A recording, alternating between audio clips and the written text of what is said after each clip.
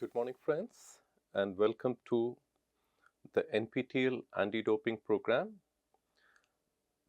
This is the third lecture on anti-doping in week 1, and the lecture for today is Doping in Olympics. I'm Professor Dobson Dominic. I'm a sports medicine specialist. In today's session, we'll be looking into doping, the history of doping, especially in Olympic Games. In previous two lectures, we looked into doping overall throughout the world in all the competitions put together. We also looked into the doping in perspective to India. In today's lecture, we'll be looking into history of doping particular to Olympic Games. We'll look into role of International Olympic Committee IOC and World Anti-Doping Agency in preventing doping, the major doping scandals in Olympics. We'll also look into the challenges and future outlook to prevent doping. If you look into the early history of Olympic doping, it started right from ancient times to 1950s when athletes consumed natural substances, especially herbs, wine, animal parts, as part of a performance enhancing substances. Right from Greek Olympians in 300 BC who used specific mushrooms, sheep testicles to enhance performance, all the way up to modern Olympians in 1904, St. Louis Olympics. Thomas Hick, a marathon runner, used strychnine and brandy during the race, almost collapsing and dying. The role of IOC and doping. International Olympic Committee IOC was formed in 1967 and they formally defined doping as administration or use by a competitive athlete of any substance foreign to body or any physiological substance taken in abnormal quantity or taken by an abnormal route of entry into the body with the sole purpose of increasing in an artificial manner his performance in the competition. So IOC identified the menace of doping as early as 1967. The first instance of a professional athlete losing medal in Olympics was in the year 1968 when the Swedish pentathlete Hans Gunnar Ligenvall tested positive for the banned substance and he lost his bronze medal. The banned substance which was found in his blood sample was alcohol. Olympics has also seen systemic doping adopted by several countries, especially the East Germany Olympic teams of 1970s and 1980s adopted state-sponsored doping program. In 1976 Montreal Summer Olympics, East Germany won almost 40 gold medals. Especially the women swimmers alone won 11 of 13 swimming events, which was an unprecedented feat, and they were all found to have doped. The modern Olympic doping scandal, the most shocking incident is the incident by Ben Johnson in 1988 Seoul Olympics. He won the gold medal but subsequently was stripped of the gold medal after he tested positive for anabolic steroids tanosolol. EPO, erythropoietin, and blood doping became prevalent in endurance sports in modern Olympics. In 2004, Athens Olympics saw the maximum number of athletes getting disqualified for doping violation. In 2010, last decade, Russian doping scandal was a major doping incident. Russian athletes, almost 20 athletes, 8 from London Olympics and 14 from Beijing Olympics 2008, were tested retrospectively and they were banned subsequently.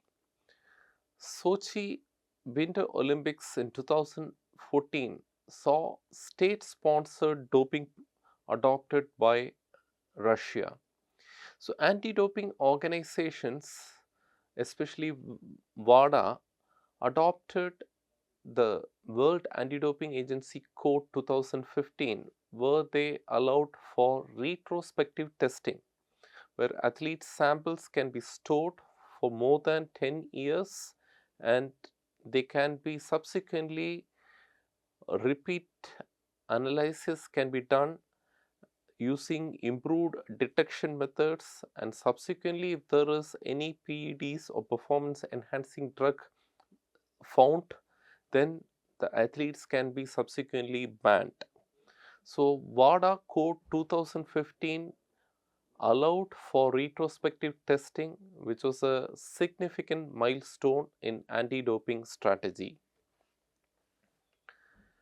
Some of the important years in establishment of anti-doping regulations: in 1967, International Olympic Committee established Medical Commission understanding the significance of menace of doping. In 1968, the first drug test was carried out in the Winter Olympics in Grenoble, France. In 1972, Munich Olympics, broader drug testing to identify several performance enhancing drugs was adopted. 1999 marked a significant milestone when International Olympic Committee helped establish WADA or World Anti-Doping Agency. In 2019, International Olympic Committee also helped establish ITA or International Testing Agency. So IOC has played a very important part in anti-doping effort. IOC or International Olympic Committee has zero tolerance policy to combat doping, and they hold accountable anyone responsible for using or providing performance enhancing drugs. IOC's efforts are focused on prevention through detection and deterrence. International Olympic Committee in 1999 helped establish WADA.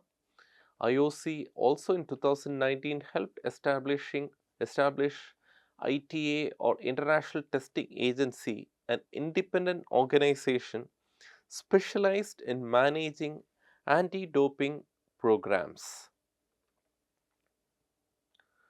Modern Olympic anti-doping efforts. The contemporary Olympic anti-doping efforts are all overseen by WADA.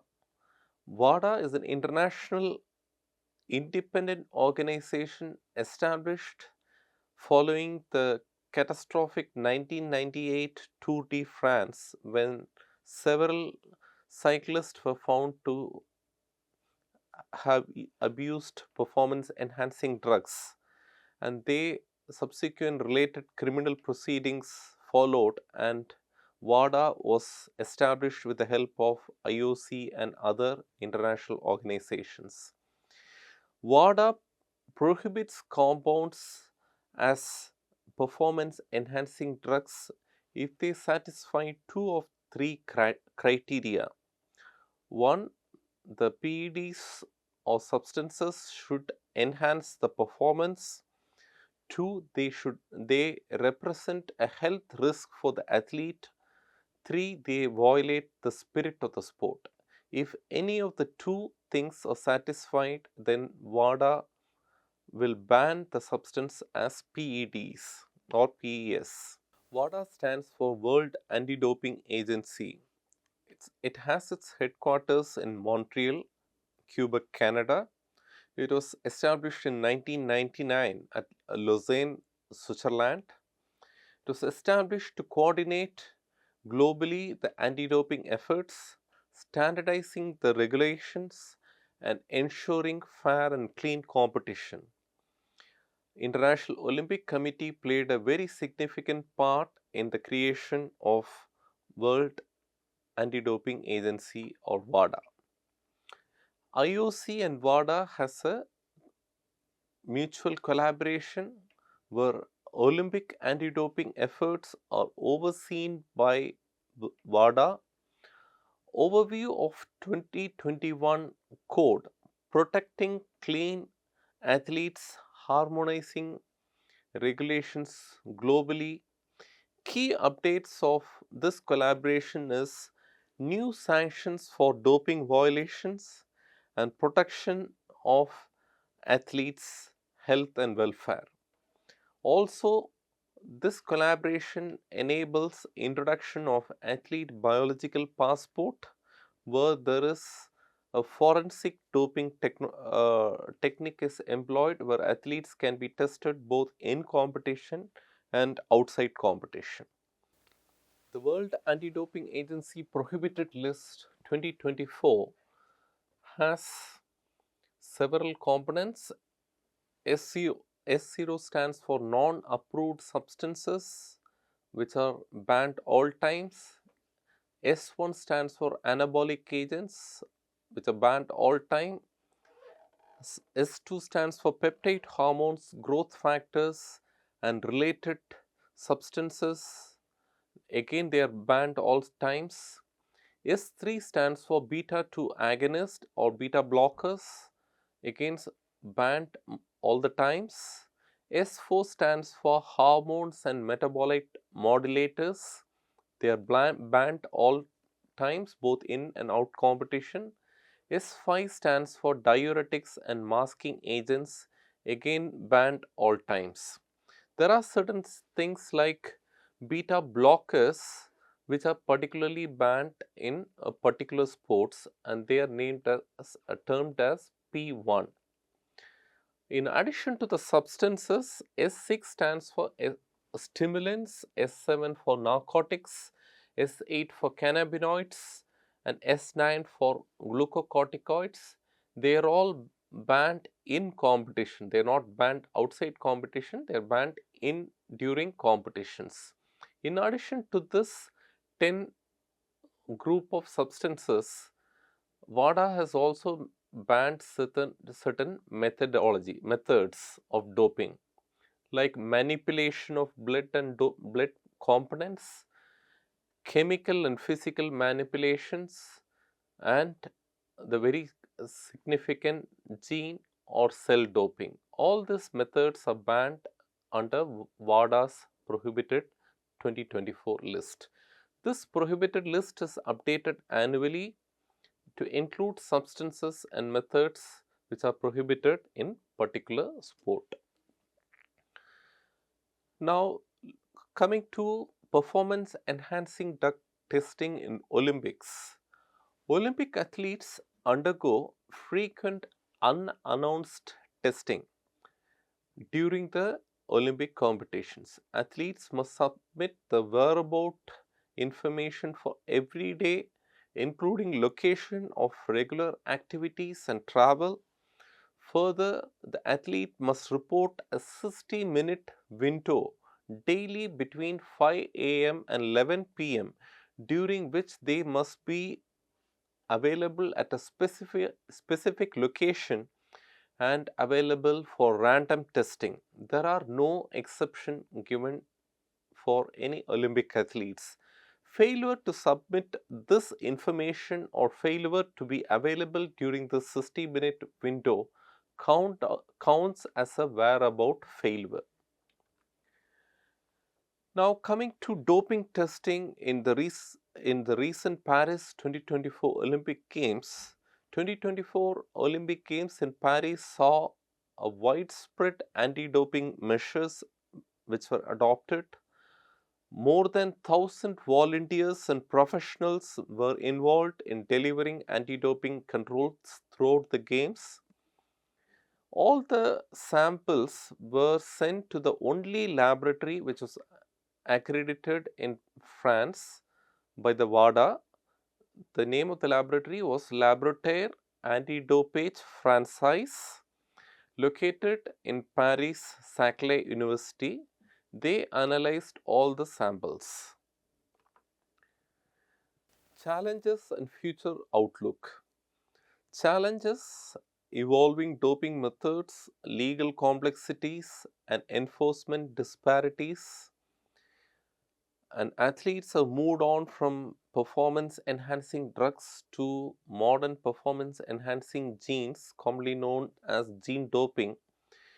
So, WADA has to monitor all these newer advancements, and the anti doping measures have to be in tune with this newer doping methods. Biological passport program to track athlete biological markers over time has to be enforced properly. In 2020s, there is an increased use of artificial intelligence to detect any doping patterns.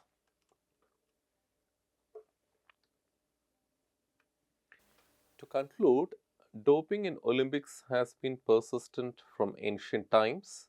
Evolution in doping with newer substances and methods has prevailed over a period of time, and anti-doping agencies like WADA and ITA, International Testing Agencies, have to be ever vigilant to the newer doping strategies. There are several challenges in anti-doping, and it has to be enforced strictly to have a clean sport. These are the references for this lecture. Thank you and Jai Hind.